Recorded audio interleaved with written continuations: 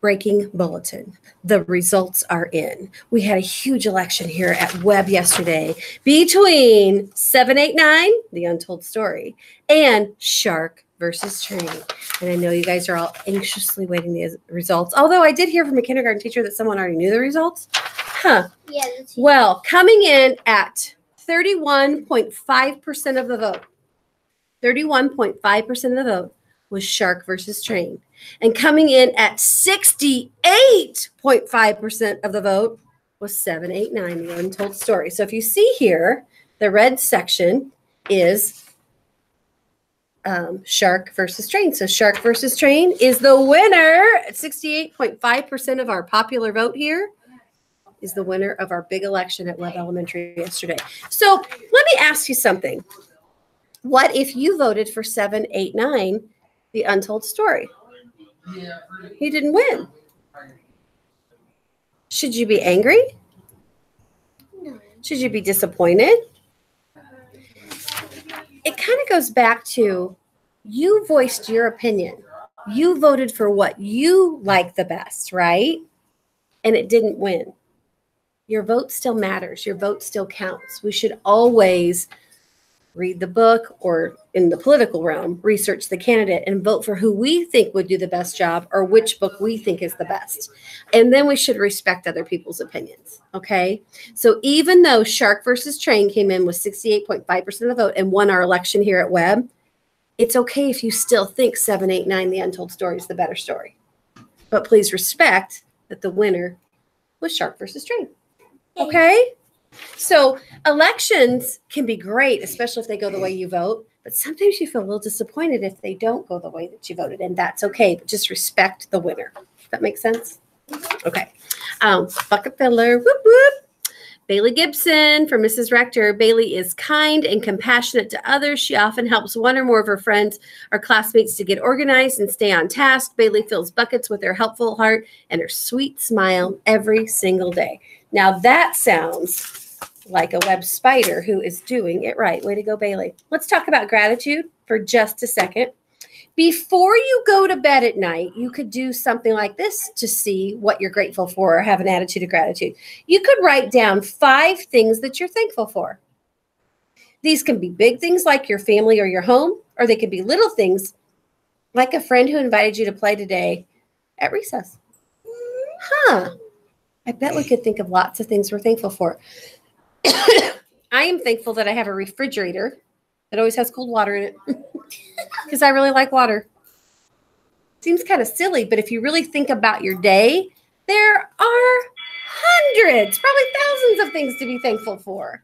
So don't concentrate on the concentrate on the good stuff because there's a whole lot more good stuff. Okay. Even when we're in a grumpy mood and we're not feeling like it's the best start to a day, if you just stopped and tried to think about things that you're thankful for, you could probably get yourself back in the green zone. I'm just saying.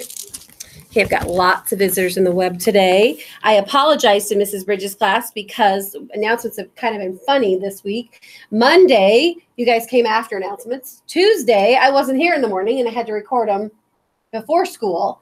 And then, finally, it's Wednesday, and I've got kiddos from Mrs. Bridges' class on announcements. Start right here. Tell us what your name is. Micah.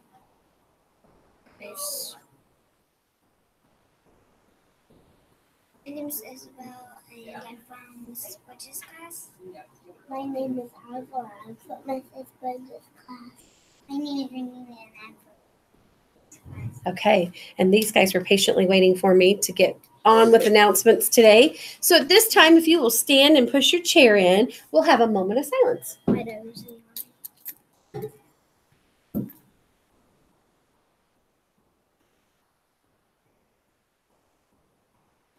And before we do our pledge, let me remind you that on Monday, next Monday, it's Wednesday. So Thursday, Friday, Saturday, Sunday, Monday, the 5th day, when we come back to school after the weekend, is our Veterans Day program.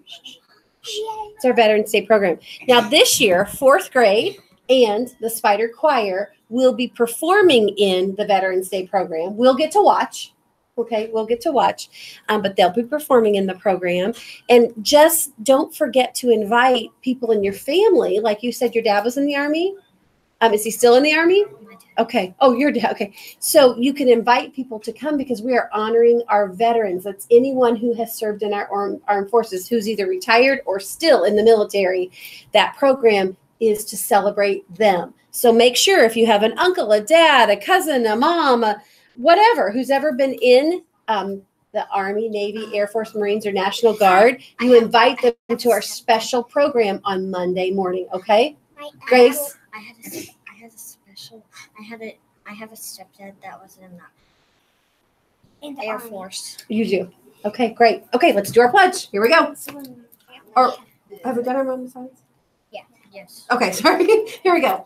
I pledge allegiance to the flag of the United States of America and to the republic for which it stands, one nation, under God, indivisible, with liberty and justice for all. And I will do an all-call message out probably tomorrow night just to remind parents about it. Only fourth grade and Spider Choir perform, so parents wouldn't come to watch you perform if you're not in Spider Choir or fourth grade. So parents probably wouldn't come unless they're a veteran or bringing a veteran from your family for the program. Okay, does that make sense? Gosh, I think those are all the announcements we have for the day.